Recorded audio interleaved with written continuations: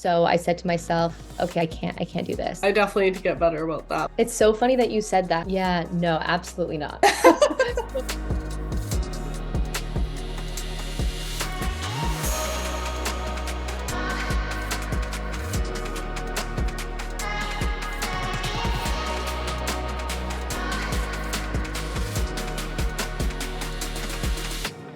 It's time to get loud. Welcome back to Loud Talk with Lavi, a podcast where we break down the walls of beauty standards one flaw at a time. And today I have such a special guest that I am so excited to have on the podcast, Taylor Frankel, the co-founder and chief brand officer of NudeStix. Oh my gosh, Taylor, thank you so much for joining me today. It's such a pleasure to have you on the podcast. Thank you so much for having me. I'm so excited. I've obviously seen your podcast through social, and I feel like we've connected through social for so long that this is kind of like a very nice virtual introduction. Yes, very nice to finally, I guess, talk to you and see you face to face and not just message. I guess to start off, I want to hear a little bit about your background, growing up. What was it like kind of creating NudeStix and what led you to that kind of early on? Yeah, for sure. So I'll give you some background on my life, my mom, and that will bring a lot of context to how we got where we are today. So my Hmm. mom, Jenny, she's actually a chemical engineer. She's been developing cosmetics for over 20 years. She actually started her career developing cosmetics for MAC, a Toronto-based brand. We're Toronto Canadian. And in the year 2000, developed another beauty brand called Cover FX. If you're familiar with Wow. Cover FX, you're probably, very familiar with their iconic complexion products or Yes. foundations. They had such beautiful collections. And so she comes very much from the world of more is more. If you think about it, like Cover FX was very much about more is more coverage, warranted because it was very much for a clientele who needed full or wanted full coverage.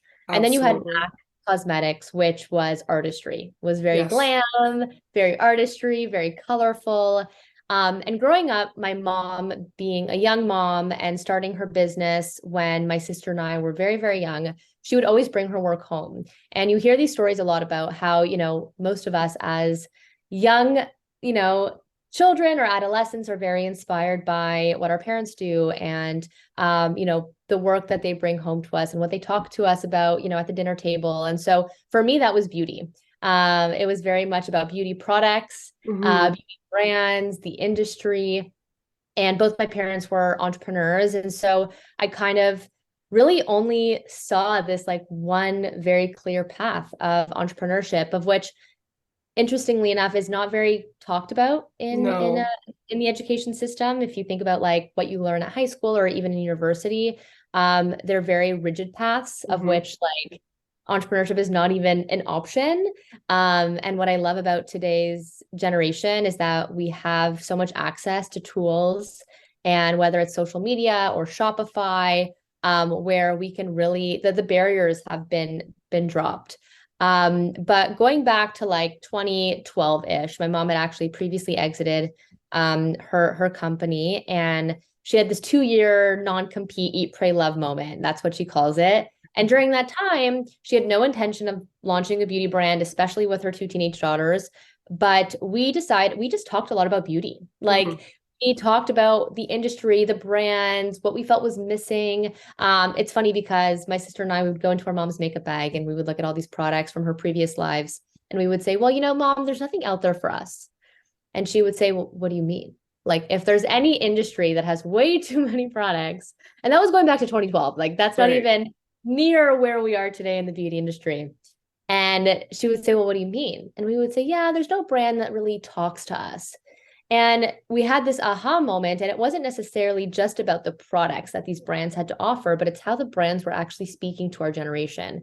And we felt like there was a lack of messaging to this modern day person today who wants to look like the best version of themselves, wants to feel beautiful, but doesn't necessarily have the time, or finds that other beauty standards are very inaccessible and Right. unaspirational, because it was about transformational beauty and more Hmm. is more.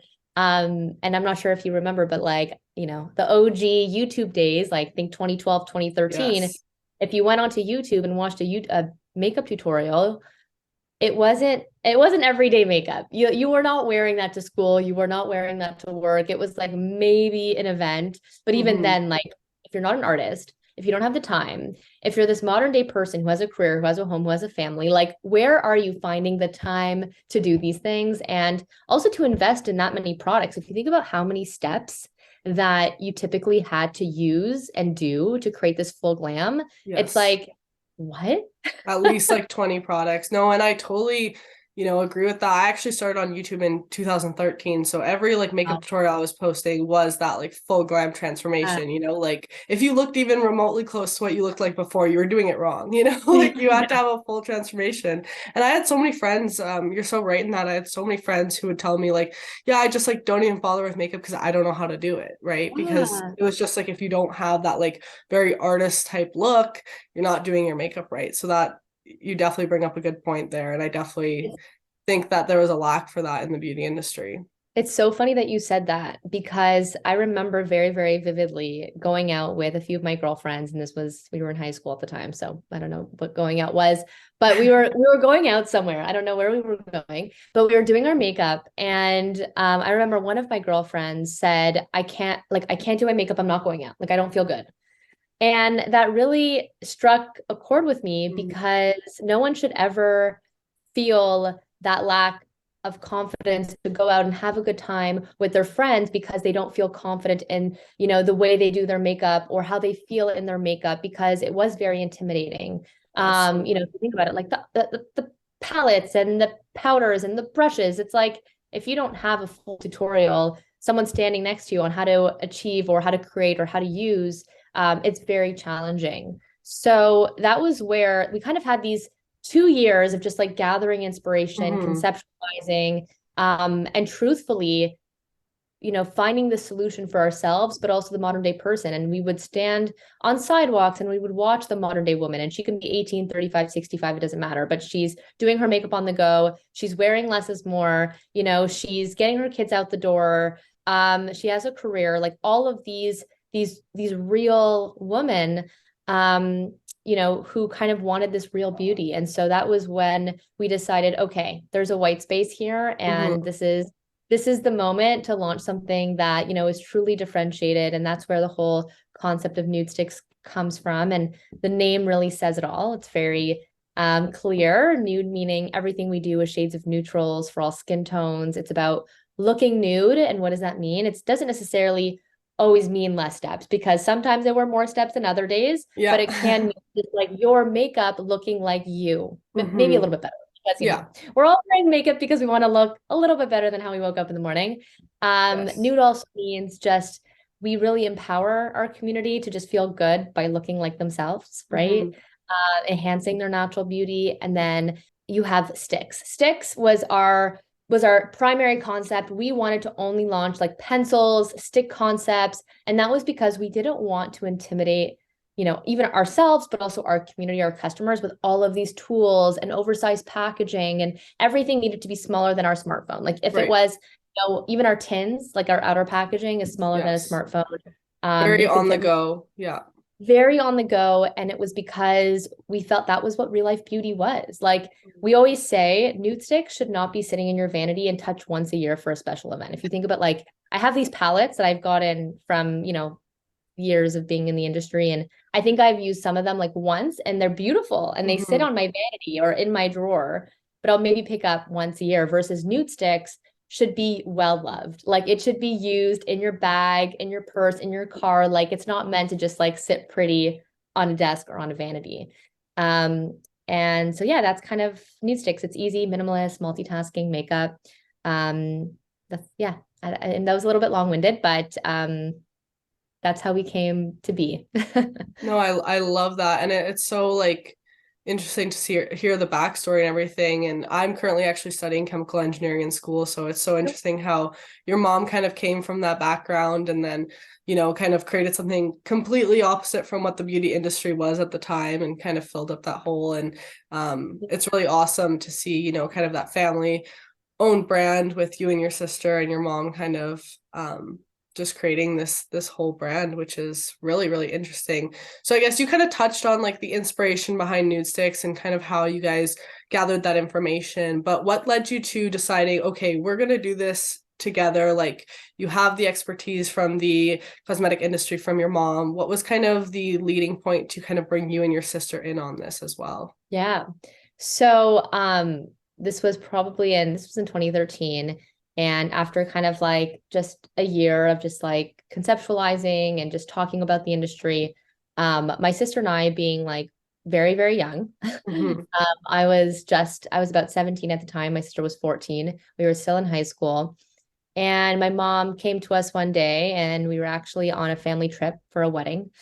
And she said, and at a wedding, obviously, it's like beauty heaven, right? Like you're Yes. just getting ready together, you're using makeup products, you're a little bit more glam than what you are every day. And it was on that trip that she said, listen, like there's nothing else, there's nothing out there like this. We need to do it. And it came together very, very quickly.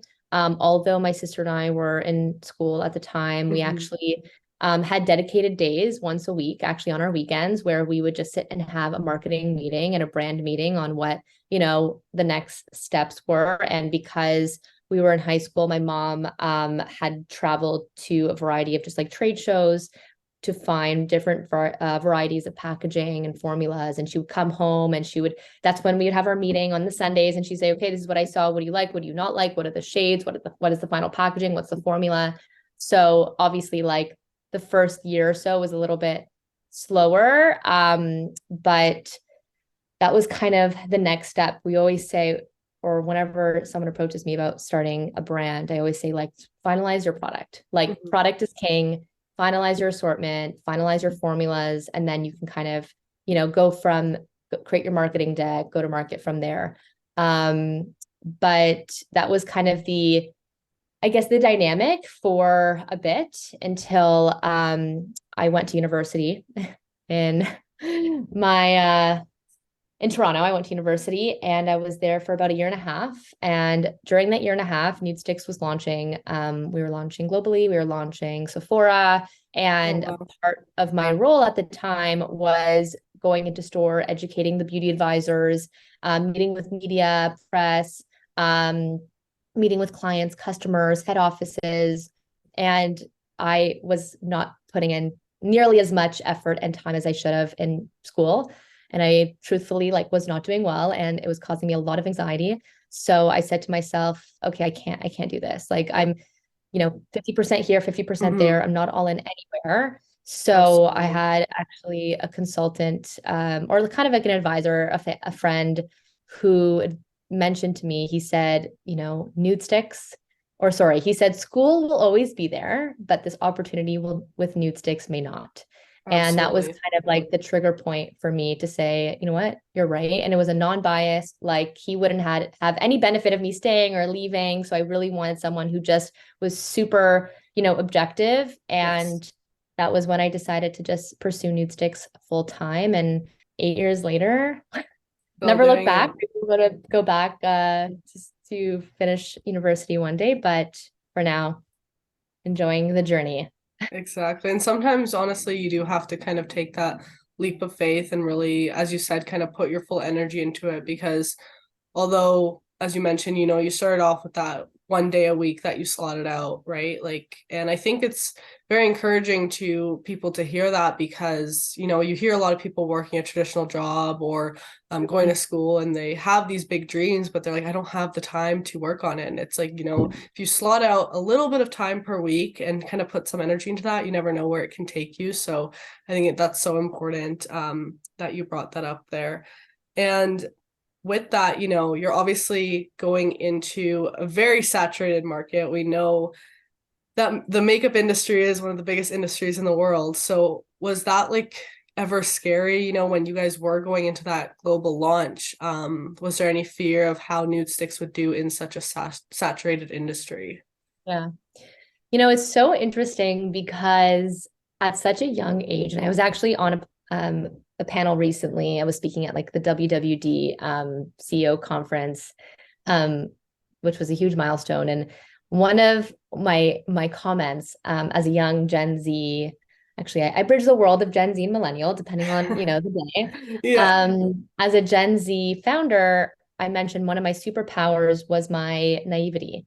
And the reason for that is, if you know exactly the hardship that this entrepreneurial journey will look like, it is very easy to be fearful and to back out. And I think when I was, 18, 19 years old and we were launching globally, I was so passionate and we were all so confident in our brand and our ethos and our messaging that we truly didn't look sideways. We really just looked ahead. And that for us was, I think, the best thing we could have done because we would have been eaten up for sure. Like it's so easy, to be so consumed by what everyone else is doing. And I think even to this day, I task my team as much as you want to look at your competitors, you need to look forward and you need to compete against yourself. Because it could be very scary, like going into like an industry that is so saturated where you have these huge players that have unlimited budgets. Yes. And you don't. And I really think that, part of our authentic storytelling is also what really differentiated us at the time. And I always say, if you're a founder, not everyone needs to be a consumer facing founder or like a public facing founder. But in many ways, I do think that it is your superpower because that's what's going to create this connection between you and the consumer. Because if you think about like these huge conglomerates, whether it's, an Estee Lauder or a L'Oreal, they don't have that. They don't have that connection, that humanity that you have. So I think using that to your advantage is super important. And we did that, and it was strategic, but it wasn't because it was just so real. Like we were the brand. Yes. But yeah, in a way, ignorance is bliss. So I think as long as you can hold on to that, it can work in your favor. And, I think we were lucky enough that we had my mom as well, who did have kind of like the practical and obviously the business experience as well, to ensure we were on the right path. But I think in a way, she also was very much like in this, like we are very much doing, like we're very focused on the present. So yeah, I hope that kind of answered your question. Yes, no, absolutely. And I kind of with that, I wanted to ask, do you think that you guys really entered the market kind of at the perfect time since there wasn't many options for kind of that minimalistic beauty? Because nowadays we see kind of a very opposite trend in the beauty industry where everything, that's coming out is that like no makeup look and everything like that. So do you think that timing had, any play in the success of the brand? 100%. Timing is a huge contributor, and a little bit of luck, obviously, and a lot of hard work. But, I think we entered the space at a perfect time. What's really interesting, and you mentioned that you started YouTube in 2013. So you're very aware of what the world of beauty looked like at the time. Yes. So we had a very clear white space. We were that easy minimalist makeup brand, shades of neutral, on the go beauty. Less is more makeup. Our tagline is go nude, but better, was very clear. And we were, I would say, 2 steps ahead of the consumer, which is perfect timing. I would say if you're 3 steps ahead of the consumer, it's almost too much because they won't understand. And then someone else will come in a little bit at that sweet spot and just kind of like steal your thunder a bit. But it was perfect timing. What's interesting, because you said like how the industry has really flipped, right? It started as more is more, 10 years ago. Now it's all about less is more, minimalist makeup. But it was really challenging to get people to wear less is more makeup. Like if you think about the influencer community at the time, whether it was your Manny MUAs or your Desi Perkins, and it was full glam, like me as a 17-year-old going, trying to pitch these and influencers was incredibly intimidating because I'm like 18 years old, less is more makeup. I'm like, do you want to try NudeStix? They're like, okay, what is this NudeStix? But when we got product into the hands of them, they love the formulas. We really pride ourselves in high performance. But yeah, timing had so much to do with it. Even like timing of markets, like as an example, we launched the UK first, strategically with a UK based retailer called Space NK. And then we launched North America pretty much simultaneously with Asia, Australia. And one of the reasons for that was we wanted to go wide very quickly because we knew if we didn't launch in a global capacity, especially with Sephora, who had reached out to us, we would lose that market share very quickly. So we went wide and then we went deep in those markets throughout the years. But yeah, it's hard. It's very challenging to time anything perfectly. But it's kind of more so this intuition that you have. And my mom and myself and my sister had that at the time, and we're like, okay, like this feels right, but you have to trust yourself. Wow, that's such great advice, I think, to so many entrepreneurs out there, people who kind of want to, dive into running their own businesses. You have to trust your product. And I think what you mentioned earlier, and perfecting that product before, and really, putting everything behind it before you launch. And I did want to ask, what was kind of the decision point behind maybe not launching like locally in Canada and North America versus going to the UK first? Yeah. So the UK, it was actually an opportunity that came about with this retailer, and they are a little bit of an older apothecary. They're definitely modernized, a little bit more modern now, but had a lot of your traditional beauty brands. They're a smaller space. They were looking to acquire a millennial customer. Okay. And so as when the brand was pitched as like this millennial brand that's kind of speaking to like easy, modern, on the go lifestyle that is the modern day woman, they were like, oh my God, like we need something like this. Like we want to attract this customer and bring them into our doors, because they were a little bit more of a traditional retailer. And then the reason why we didn't launch Canada first, and this is nothing against my fellow Canadians, because we love you, but Canadians tend to adopt things a little bit late. And I also find, and that's more so just like the trend cycles, like usually trends, even fashion trends, beauty trends, they'll usually kick off like in Europe or the UK, and then they kind of trickle to the US. Now I would say the US is somewhat aligned with UK, if not leading. And then Canada kind of gets those trends later on, or are adopted later on once they're kind of looked at as cool in other markets. So, and also as a Canadian brand, as much as we own the fact that we're Canadian, I think once we became a little bit larger in the other markets, or adopted by like media and influencers in the US, that's when Canadians began to kind of own NudeStix as like, oh my God, Canadian brand. And I think if we launched Canada first, it would have been a little bit more challenging to grow. And then also just like from a numbers perspective, like Canada has 30 million people. Like, if you are looking to scale and to grow very quickly, if you think about the population of Canada versus population of even just California has almost a comparable population to all of Canada. So that's just more of a numbers game than anything else as well. Absolutely. No, you bring up a good point there. And as much as sometimes it frustrates me being Canadian, getting products later after I see like all my friends in the US trying them out, you're definitely right. From a numbers point, it does make the most sense. But it's super cool to see like a Canadian company doing so well. Every time I hear like, that a brand, especially in this industry, is found in Canada, it just like makes me so happy. There's so much talent in Canada. Like, there's really so much creativity and talent that stems from Canada, that I'm lucky that it's a lot of Canadians are getting that recognition.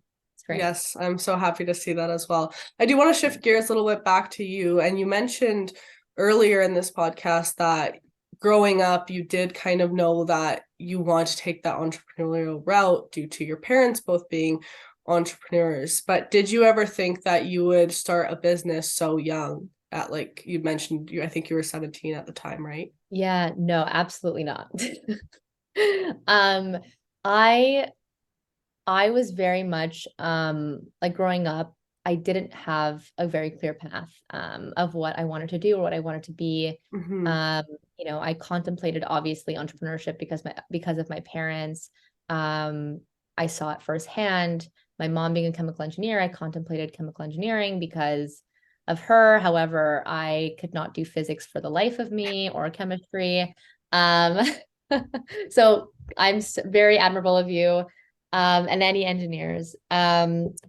But yeah, I was definitely a little bit more of the creative type and didn't have like a very clear, I want to be a lawyer or a doctor or whatever it is. And so I think in a way, this opportunity with NudeStix was kind of like my almost like almost created this newfound passion within me. Because I think when most of us at that age have no idea what we want to do with our lives, a lot of the times it's like trial and error and doing things that either make you feel uncomfortable or things that, you're passionate about and seeing how you can make a career out of it. And that I was lucky enough to find something I was passionate about and made a career out of it. But, obviously with a team and lots of years, many years later, but, yeah, I definitely did not think I would be doing this at such a young age. No, and that's so like inspiring to see. I'm sure to anyone listening as well, you can start something at any age, whether you're older and you think that you can't like kind of switch that career path or super young. I think Yeah. it's really great to see that. I love like, watching Shark Tank or whatever, and even seeing super young kids just come up with products. And it's so great to see because, you never know, like you'll have an idea and you never know when it can turn to something big. I did want to ask as well, what's that kind of dynamic like working with your family? I know for myself, I currently work with my brother. He's my editor. He's been working with me for 2 years now. And, working with family is interesting because there's so much trust there and, they have your best intentions, but there's that comfortable part with working with family. And does that ever bring up challenges? But what makes it also like all worth it in the end for you? Yeah. Working with family is a lot of fun. I think to your point, they are your people that you can rely on and that have your best interest in mind. But I think the most challenging part over the years has really been kind of setting those boundaries between work and personal. Right. So really making sure that, you communicate very, very clearly because it can become quite unhealthy if you don't have those if you don't have them separated because all of a sudden your entire life becomes work. And as much as that can be as much as that was my life for quite some time and it was almost necessary because of the growth phase that we were in, I'm now at a point in my life where I do need that balance for my mental health and I think for the sanity and for the sake of my relationships as well. So I think just being very clear off the bat, and I think that can be a family conversation, but it's also just any type of business partner that you're working with, Absolutely. like making sure that you're setting those clear boundaries right at the beginning, you're communicating very effectively. And I had to learn that quite a bit because, at a young age, what is healthy? Like, what is communication, right? What is boundaries? No, you don't really, you don't even have the term boundary in your vocabulary, right? Absolutely. Um, but it is a lot of fun. I think we'll always look back and think about like all of the milestones that we've hit together and all of the travel we've done together, and it's truly invaluable. Um, but yeah, it's always, yeah, I don't know. Like there's always like little things, right? Like if you're, I don't know, if I'm traveling with my mom and as much as she's my business partner, she's also my mom. And so then Yes. if you get into an argument with your mom, it then becomes, it's like, Yeah. okay. No, So absolutely. there's And always like these little things. It's like you're still the dynamic of being a mother-daughter never changes. mhm. Um, really hard to turn off. So obviously if things can get emotional, but I think if, again, you set those boundaries well, then you're good. You're golden. Yes, absolutely. And how do you set those boundaries with yourself? Because I know obviously with running a business, for myself as a content creator, I sometimes find it hard to differentiate like my free time and personal time with work because it's like, oh, I can just like do one more thing, like I have this free time, might as well get a Yeah. little bit more work done, send out another email. How do you set those boundaries with your personal life and your business, because oftentimes with entrepreneurs, their business becomes their whole life. For sure. Yeah, I think at this point, and as we're now going on to like 9 years, and so I try to work within my work day time. Okay. So I mean, give or take, right? Because I Yes. definitely don't work a 9 to 5 at all, but I'll kind of set that time for myself to say, okay, like these are these are your work hours, and anything after that, like sure, there are things that come up, and that's fine, whether there are interview opportunities or just calls that you must take because of time zones. Like as an example, I had a call with our PR agency who's based in Malaysia, and that's at 8 p.m. And so there's always like these things that you just have to do as a business owner, as a global brand. But ultimately, Absolutely. like I really try to shut off. Like after 5 or even like probably 6 o'clock, I try to just like put my phone away, not respond to any emails or Teams messages. And I think that has helped a ton. And I'm hoping that I've set that kind of boundary, not boundary, but just kind of like healthy work-life balance with our team as well. And having them feel good about like putting their phone away or putting their laptop away. But again, we're entrepreneurial, right? So it's like things come up, but like Yes. you do what you can. So yeah, that's kind of what I do. I try not to look at emails at night. So like I'll not be on my emails like first thing in the morning, first thing like before I go to bed, it's like no emails. So Yeah, I definitely need to get better about that. But it's hard when it's like, your like passion project, and sometimes you get an idea in the middle of the night and it's like what has to be done has to be done. But no, oh, it's great to hear 100%. that, yeah, that you have those boundaries and that you work on that. Because I think it's really important, and a lot of entrepreneurs can kind of get sucked into that and then they don't know how to kind of separate those boundaries out. So that's really, really great to hear. Um, I guess, going back to NudeStix, what was the biggest challenge business wise, like biggest business learning curve that you had to learn really early on, being so young and starting this company? Yeah. There's a lot. There's a lot. I think the biggest thing for me was what it meant to be a leader, because as a founder, as a co-founder, part of your role is really like inspiring and leading your team and creating a really clear path and vision for them. Because ultimately, I think the biggest downfall for a lot of organizations, especially if you're building a brand, if Mm-hmm. the rest of your team doesn't have clarity, then no one knows what they're working towards. Right. So I had to truly just like understand what that means. And um, I've also over the years not learned, but almost created a voice for myself and like what Okay. that voice is. It sounds a little, I guess it's not the most tangible, I guess, word of piece of tangible learning, Mm-hmm. but for me as a very young founder, I feel like I've always been very fearful of like having a strong voice or like offending somebody, Okay. saying the wrong thing, sounding stupid for a lack of a better word. Like I think I've been able to really understand like where my place is and what my voice is in Mm-hmm. the business. So that's been a huge learning. And then, I mean, there's all these like little business things too, like that you learn over time, whether it's like budgeting or, why it's so important to invest in certain, certain things in your business, whether it's investing in product, whether it's investing in marketing, investing Mm-hmm. in people, like what's the return on investment? What is the most important investment? Um, a lot of it has been team building. Like, how do you build a really strong team? That is, for any small business, I think the most challenging thing, because if you are smaller and you have one person who's maybe not the right fit or can cause toxicity, like that can be very detrimental to your business. So, finding the right people on your team who are just as passionate as you are, who are really inspired and want to build what you're building.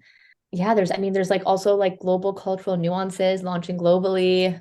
There's there's so much. I feel like I need to like actually write a list of all my learnings. That'll come. I think at the end of the Yes. year, you're inspiring me. I'll write like a full list of all of these things. That's awesome. I hope you like put it out somewhere because that'd be so great to hear. I feel like you could do like a full episode on just like learnings from a business, but you brought up such great points there, especially in a team, because with a smaller more hands-on, I want to say, kind of brand where you guys are so involved, it's definitely different than like a full machine like Estee Lauder, L'Oreal, as you mentioned, where the employees, not that their work is any less significant, but it's such a bigger scale that it's like one person's attitude isn't going to impact the whole company, where here, if you bring in one person that kind of disrupts the flow of work, it can really be detrimental, as you mentioned there.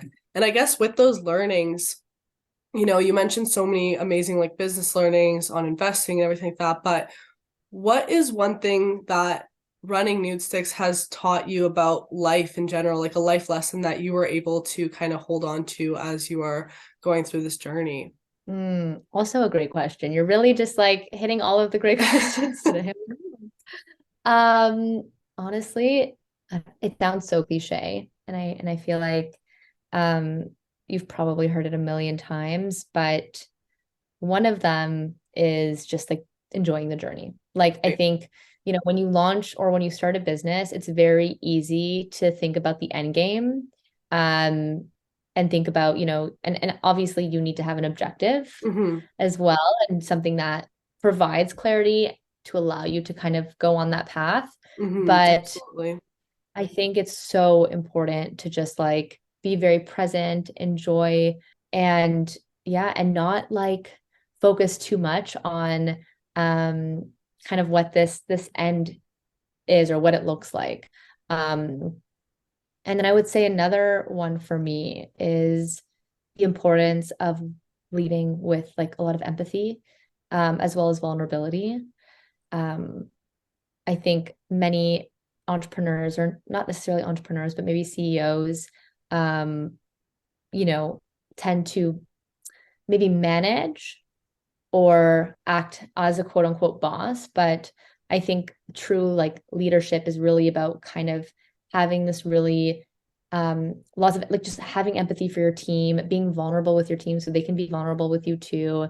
And I think one of my favorite things to do with my team as well is like there's less of this hierarchy. It's very much as like we're all working together towards this one goal. I love that. And that's personally how I love to work. So yeah, that's a little bit some of the learnings. And what does vulnerability, because you mentioned that, what does vulnerability mean to you? Yeah. I mean, it can be like the smallest little thing to like a bigger moment, but like a small example would be, if there's something stressful that's happening in the business, because obviously you don't want to cause like chaos. You don't want everyone to feel like you're stressed all the time. And a lot of it you need to suppress because for the sake of like morale and culture and everything. But sometimes it's like shit's just hitting the fan or something's not going well, and you just can sit with your team and say, listen, like this is really shitty. Like this sucks. But we're going to get through this. And like, I don't feel good about this. Or even if there's something that you had said that you maybe shouldn't have said, being open about that and being vulnerable, creating a safe space with your team as well. Like, I think when you expose those vulnerabilities, they then feel comfortable coming to you if there's anything wrong or anything that they want to talk about. And listening, I think super, super important. So yeah, just not being like, I think in the past, because I was so young, I felt like I had to be put on this almost like I had to almost have this wall up a lot of the time because I wanted to act a lot more mature and poised than my 17 or 18-year-old self. But I think now I'm very much like I kind of let it go a little bit. And I think that's allowed me to just connect with the team that much better. That's so great to hear. And I did, you brought up being so young again, which made me think about, putting on that kind of professional type face and holding that responsibility of operating a brand. Did this make you feel like you had to, in a way, like grow up faster, or did it make did it make you feel maybe like you couldn't relate to like your friends around you who were kind of taking that traditional path of like going to school and maybe not having as much responsibility as like operating a brand? Yeah, no, that's a great question for sure. Like when we were launching NudeStix, all my friends were in university, having a great time, Mm-hmm. partying. I was having a great time launching a business, but obviously not partying. And if you count like going to bed early and watching Netflix in a hotel room and order room service as a Yes. party, that was my party. Yeah. But I think it's so interesting because I never felt like I missed out. I would have it like I would have tastes of it and then I Mm-hmm. would be done and I'd be like, I'm very happy with what I'm doing. Because I was so excited to get into the working world. I was excited to be connecting with people that were in the industry that were very like-minded, that were passionate, that were driven, hardworking. Like it was really, it's so inspiring to be around people who are just like very driven. Like it makes you want to work harder. And not to say that my friends aren't, it was just the stage of their life, right? Yes, Like exactly. stages and stages, but I definitely think that made me mature a little bit faster. In some ways, in some ways it made me mature faster because yeah, it was just really who I was surrounded with. I was surrounded rather than university students, I was surrounded by beauty founders and CEOs and fellow, industry veterans and, influencers like yourself or careers who are self-employed and Yes. um, you know, making a name for themselves and young in the industry and just working really hard and hustling and having multiple jobs. So yeah, I loved it. That's awesome. And I think it's so important, like you said, to kind of surround yourself by the people that can inspire you and make you feel even more driven, right? And kind of inspire Yeah. you to do more. And I think I can definitely relate to that because most of the people I grew up with, they don't have like a similar life to me, working like as a content creator and working full time and doing all this stuff. And sometimes I do feel guilty like on the weekend when I'm like, yeah, guys, I'm gonna go to bed early because I have to work tomorrow, and they're like, but it's the weekend. So you have to set those boundaries, I think, in those relationships too, and just realize that Mm. everyone has different paths, and you just have to really kind of focus in on your goals and the people you want to surround yourself by to get there. So that's really great to see. And speaking of goals, you mentioned a really important lesson of not always just focusing on that end goal. And I think a lot of entrepreneurs get trapped in that once I get this milestone, I'll be good. And I think that never really happens. I know for me as a content creator, I was always in this mindset, oh, once I hit 10K followers, I'll be happy. And then once you get Yeah. there, that's not enough. You have to hit the next milestone that never really ends. And I think I really appreciate that you mentioned that and brought that up, and you're not so focused on that, because I do think a lot of people think once we get here, all will be good. But it's like this constant journey of having goals. And with that, I want to ask, what are some of the goals that you have for NudeStix, in the years to come? And do you think that any of these goals have an impact or will have an impact on the current beauty industry and beauty standards in general? Yeah. I mean, we have lots of goals for NudeStix. I mean, the most basic goal is to continue to be a profitable, healthy business Yes, because ultimately, if that's not the case, then nothing else can happen. absolutely. That's just, business 101.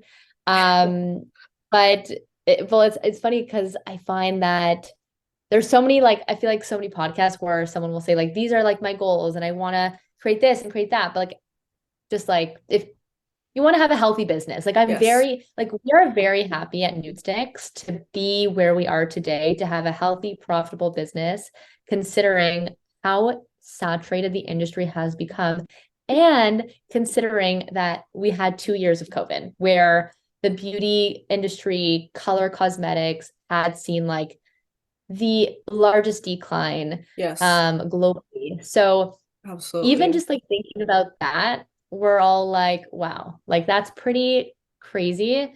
Um, But I think for us, we really want to continue being a leader in the easy, minimalist, multitasking makeup world. And so I think a lot of that is going to be challenging because there's a lot of brands that have kind of come into the space, obviously. But I think creating innovative products, sticking to our mission, looking forward, as I said, not looking sideways. So honing in on what nude means, what a stick means, and just really doing that well, like not getting distracted. I'm excited for this fall season because we have a really cool innovation that's a part of our nudies category. We do want to really make nudies like this almost like legacy category in the all over face category because it is such a well-loved product. We actually sell one nudie every minute somewhere in the world. Oh, wow. And they're just like amazing. So I think focusing on what we do really, really well and doubling down on those things. And I think that's also, one of the lessons that we've learned over the years is, obviously like I said earlier, you try and go wide, and that can be like wide launch, like launching wide, so globally, but also you kind of launch, we launched eyes, we launched lips, we launched nudies, we launched mascara, we launched all these things. And I truly believe we've done all of these things very, very well. However, certain things always perform better than others. There's no brand that has like, $1 million SKU in every single category. You have certain brands that do mascara really well, certain brands that do concealer really well. And so once you know consumer insights and feedback and you can really, that kind of leads a really clear path for you, to be honest. It's really based on numbers. It's based on consumer love.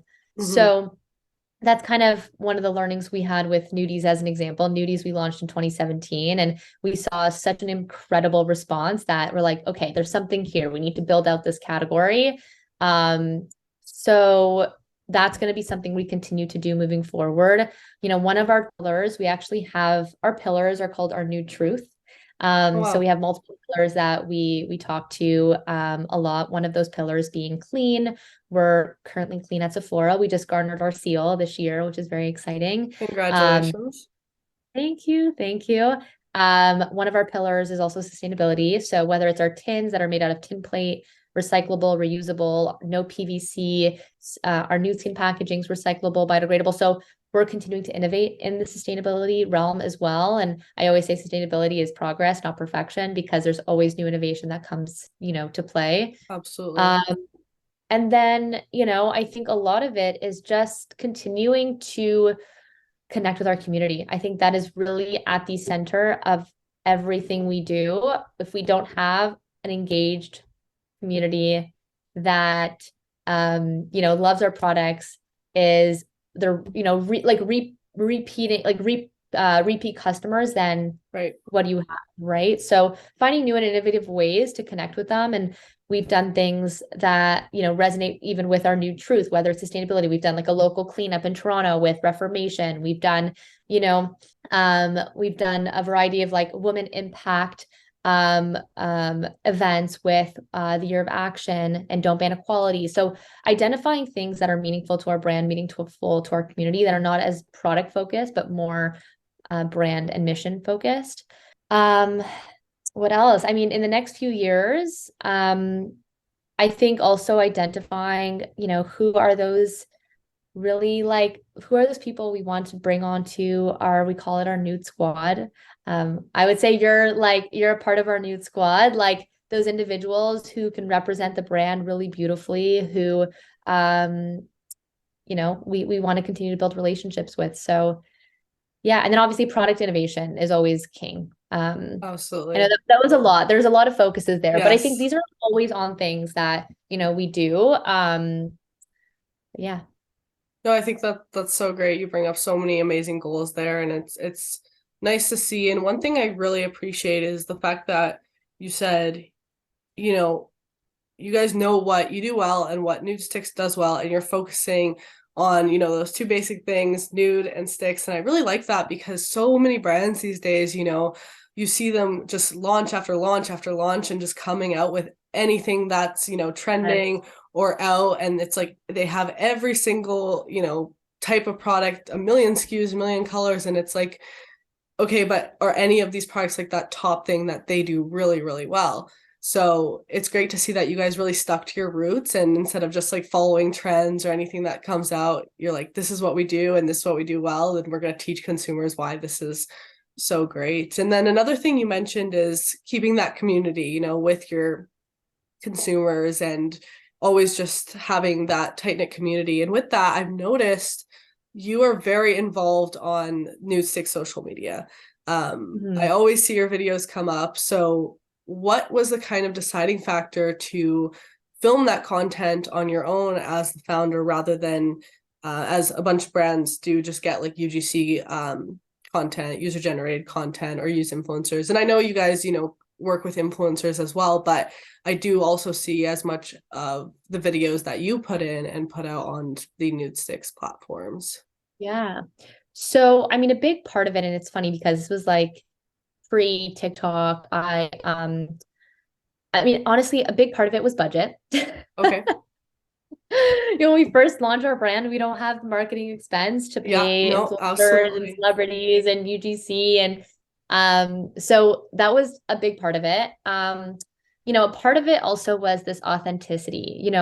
10 years ago, if you were to walk into a store or go on social media, the brand model representation or brand face representation was like, where are these models, right? Like that's who Yes. they paid to represent their brand perfectly, like these perfect, beautiful humans that are beautiful. And then you obviously have like the Photoshop and all of these things that, existed and still exist today. But, one of the things, it's very interesting because like now thinking back to it, it's kind of funny. But when we first launched, one of my inspirations, it's actually a model and actress now, but was Cara Delevingne.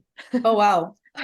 And this was, and the reason why was because she was one of the first models that I guess was kind of like in the it crowd or whatever. And she was just really quirky. Like she was like Right. quirky, and she would like all of her photos were just like very real. And I resonated with that. And I was like, I love how like silly she is. Like you don't see that. You don't see models just being like weird in themselves and whatever. Mm-hmm. And he, a fellow, I'm like, fellow weirdo was like, this resonates. This I can back. And so when it came to developing like content and even campaign, I was like, I'm the girl next door, right? Like I am your friend. I'm not this model. I'm not an influencer. I'm not a celebrity. I just wanted to like connect with our community in a very authentic way. And that was the biggest reason why, we were also so front facing, and I created all of the content right off the bat. Before TikTok, I was on Snapchat and I was creating Oh, Snapchat wow. content every day, taking everyone through my tutorials before I went to school, before I took the subway to I get to love that. my university campus. I love And that. that was kind of, yeah, I just thought it was very real. And I think people love that, and I think they still love, and as much as, obviously like we need representation, and we have a variety of community members and talent that we partner with, but I didn't want to lose that with our community. I thought it would be odd if I just all of a sudden was like, I'm no longer creating content for you all. Absolutely. And I love how involved you are in that, because I definitely, when I see your face on social media, it's like you are NudeStix, right? And you get to see that personality behind the brand rather just than the brand and a bunch of, faces you don't necessarily know. So I love that, honestly. And you mentioned, relating to Cara Delevingne and feeling, like you can relate to her. And I think that's a huge power of what social media and media in general has been able to Yeah. do, is connect us with people that we find similarities in. So with that, I want to ask you, what are your current thoughts on the beauty standards and kind of the beauty standards set on social media today? Yeah. I mean, it's interesting because I think both Instagram and TikTok have different, um, I still in many ways think Instagram is very curated. Yes. It's not as authentic as your TikTok Yeah. content. I More love, picture perfect for sure. yeah, like they're still, like still curated. Whereas TikTok, you can literally hop on right out of bed in a messy bun, no makeup, and be like, let's get ready together. And It's like and that's the norm, and it's amazing. I think that the beauty industry, I think we still have ways to go in terms Mm-hmm. of representation, and really making sure that we're speaking to everyone. But I do think that, what's so beautiful about, I would say, our community and obviously the beauty community is that they're keeping us accountable. And when they see something that doesn't feel right, or if there's something that's lacking, then they'll say it. And we're very receptive to feedback. We hear everyone, we see every DM, and we're very reactive. And the great thing about being an entrepreneurial brand as well, and a small brand, is that you can make those changes Right. really quickly. And so I would say, yeah, I think, but where we are today versus where we were 8 to 10 years ago is, I think, dramatic. Yes, no, for sure. But industry, there's still a lot we can do. But yeah, it's kind of like this progress. It's constant progress, I think. And I think even seeing your Absolutely. content, I love your content because Thank you. you're so real and authentic. And you're like, and I love even like you'll show the different lighting. Like, this is what my skin looks like in natural lighting versus studio lighting versus in no lighting. And I think that type of content is what we need and what people need to see, because there are so many people, whether it's on Instagram or even still TikTok, people can use filters and Mhm. whatever. And that's where a lot of these, like, a lot of anxiety, a lot of this, a lot of self-esteem issues come into play, because you're Absolutely. looking at this photo or this video of which you think is real, Yes. and it's not. And so your beauty standards are completely altered and shifted. And I think we need more creators like you. I mean, you're probably like, no. But we need, you're like, just me. But we do. We need, like, your content is so impactful. Um, and I also think that, like, also debunking, like, just like you debunk a lot of like skin myths. Like, it's so yeah, I think it's super important to, like, for people like you to kind of push those boundaries and to, like, set this standard in beauty. So thank you.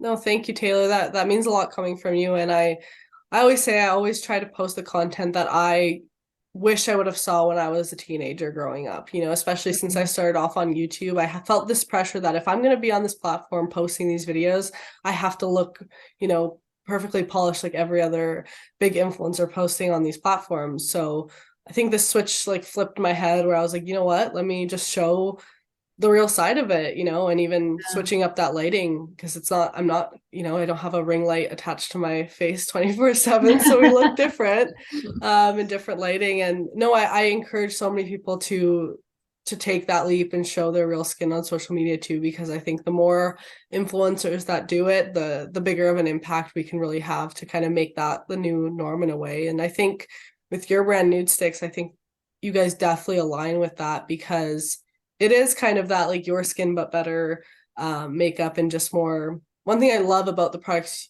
you guys create is it's makeup that enhances your already naturally beautiful features, rather than like covering up everything that society may deem as flaws. So I do Mm. really appreciate that about the brand. And you guys definitely keep it super real. So with that, what is maybe one of the goals for NudeStix in having an impact on the beauty industry further than the impact you've already had? Yeah. I think further, honestly, is continuing to create beauty products that, to your point, make you feel make you feel like the best version of yourself. And I know that's also a pretty cliche thing to say. But one of the comments that I constantly get, and from multiple women and men who have used our products, is like, regardless of their skin type or their skin tone or even their age, is, I love NudeStix because I don't feel like I, need to cover up with a ton of makeup. And, you still have those high performance products and you still get the Yes. cover, but the textures and the tones, and it feels and looks like skin. And it's interesting when we launch NudeStix, like, a lot of people who started using our products would say, I'm not getting compliments on my makeup, but I'm getting compliments on how I look. Right. And I think that's really nice. And obviously sometimes, you go for a full glam and you're like, no, I want them to compliment my makeup. Yeah. You're like, no, please compliment my Yes. liner. Yes. But I think that's really impactful for the everyday consumer today. So constantly just like pushing the boundaries and what we can do to create like the perfect, minimalist makeup brand and product collection. And then I also think a big part of it is like kind of redefining nude. Like, what does nude mean for everybody? Okay. Whether it's nude, tones, whether it's wearing less, because nude can mean also just like stripping away some of the layers and revealing, the beautiful you. I think there's like this whole campaign that we haven't even touched on like what does nude even mean? Because I think, Right. some people when they think nude, they think tones, but nude means so much more. Um, Absolutely.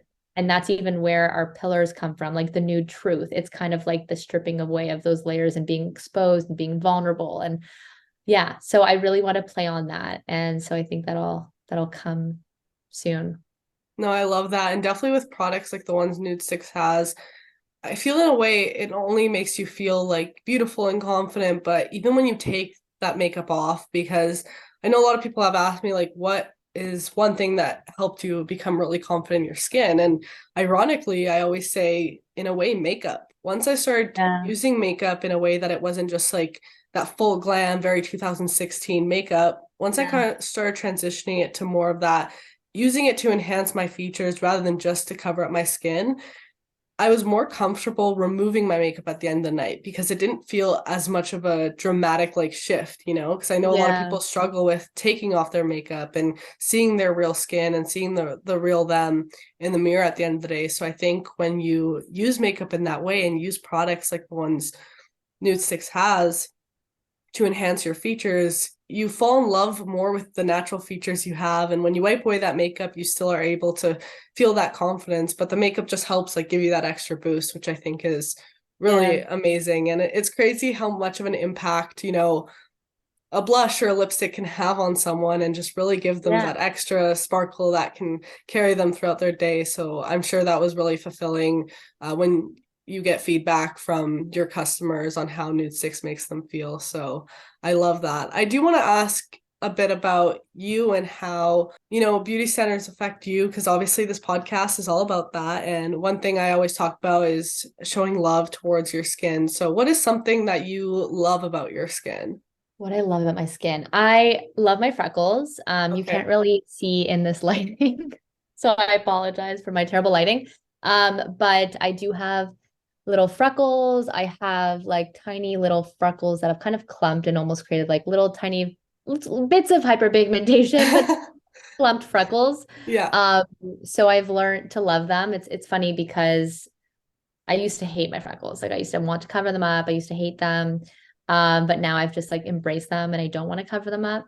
So I love that about my skin. And I also think like, I mean, it's so easy to get caught up. Like I'm like, as we age at the ripe age of 27, as we age, being in the beauty industry, you start to pick out all these little things. You're like, oh, I have a line or I have a smile, like all these like expression lines that we start Mhm. to make as we age. And I used to like be so hyper focused on these things. And I'm like, you know what?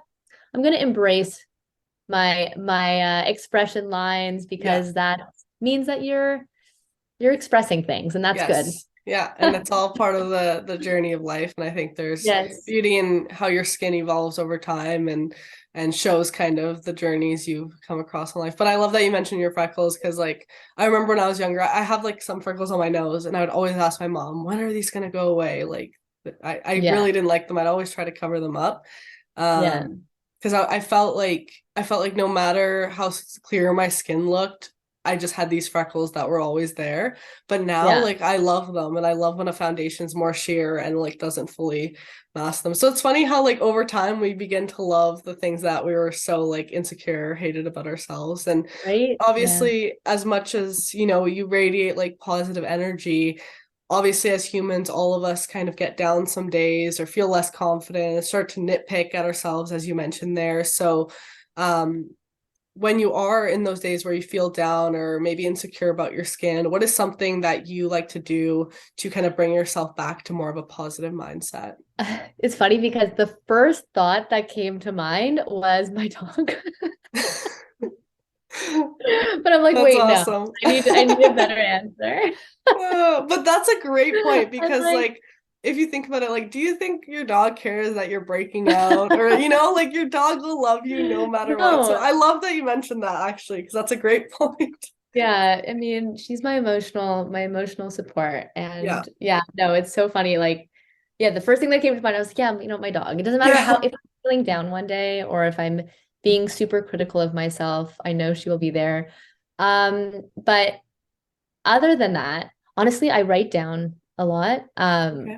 And you can have a journal, or I sometimes, if I don't have my journal on me, I'll just like write on my phone in my notes. And I have like a little note tab called Hmm. just thoughts Okay. or scribbles.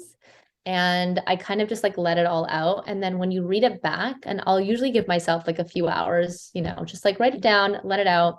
If a few hours you still feel bad about it, then like we can revisit it. But um, a lot of the times you look back and you're like, you know what, it actually wasn't as big of a deal as I thought it was in that moment.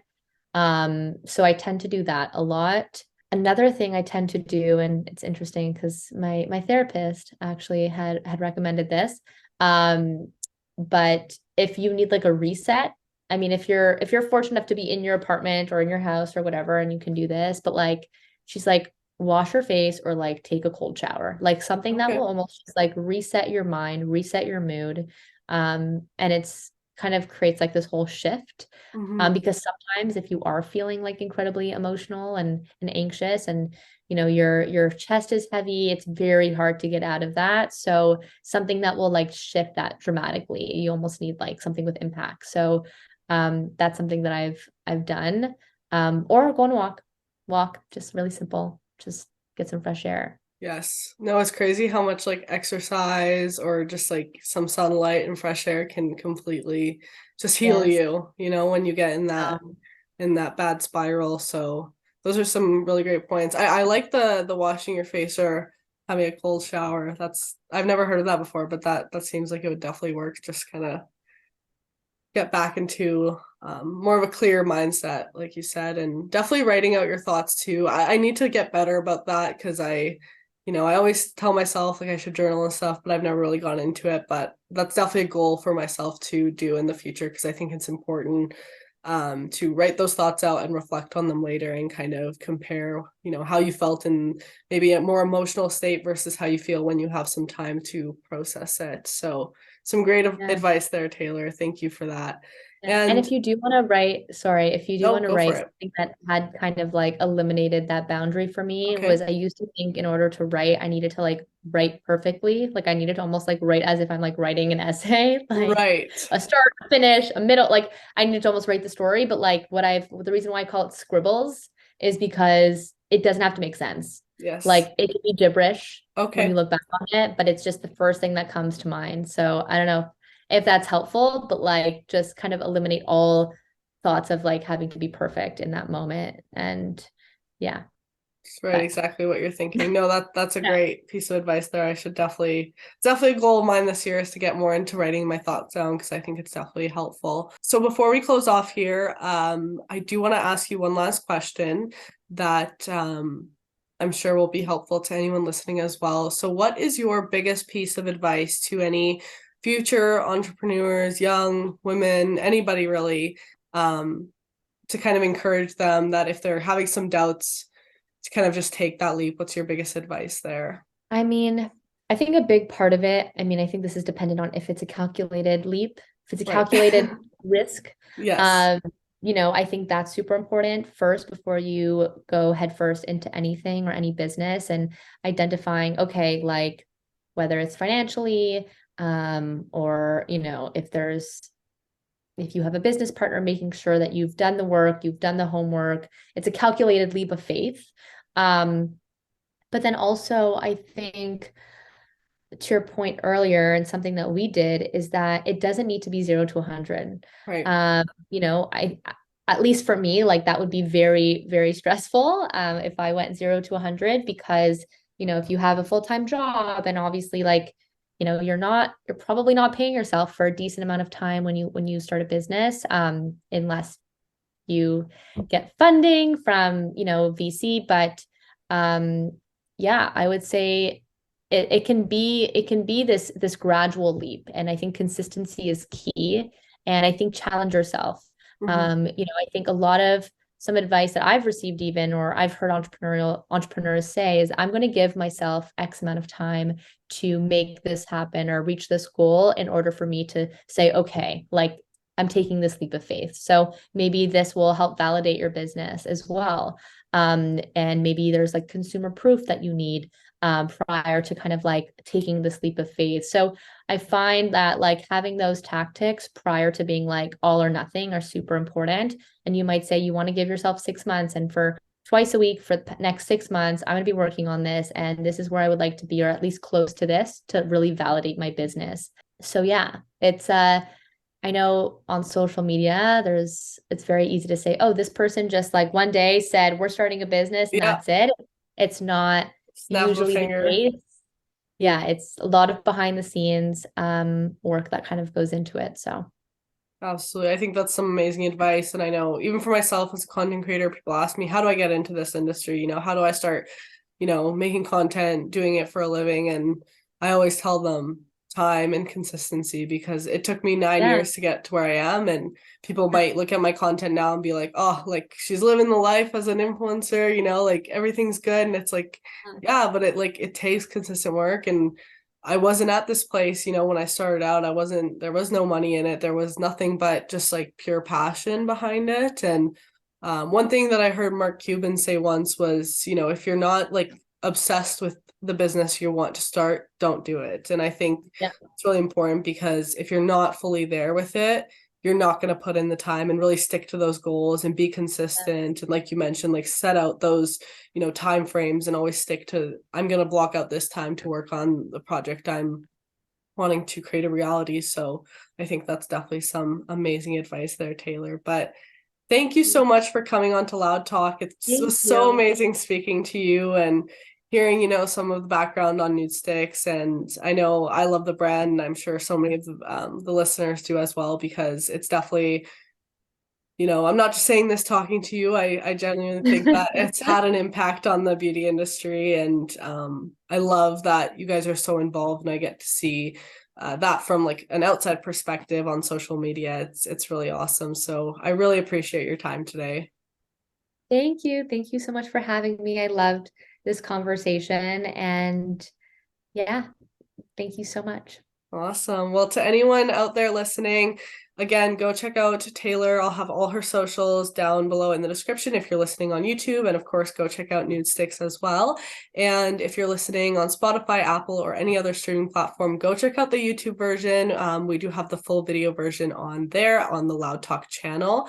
And just a quick reminder for anyone listening, remember to tell yourself something you love about your skin today, and never be afraid to stay loud in this world. So thank you for tuning in, and you'll hear me in the next episode of LoudTalk with Lavi. Bye, everyone.